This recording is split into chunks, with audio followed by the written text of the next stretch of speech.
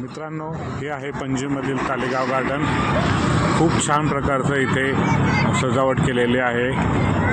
मुलांना खेळण्यासाठी झोके आहेत, घसरकुंडी आहेत, व्हॉलीबॉल आहेत, फुटबॉल गार्डन आहे, सीसॉ आहे आणि खूप छान प्रकारे इथे मुलं शनिवार आणि रविवार एन्जॉय करण्यासाठी येतात, मज्जा करतात।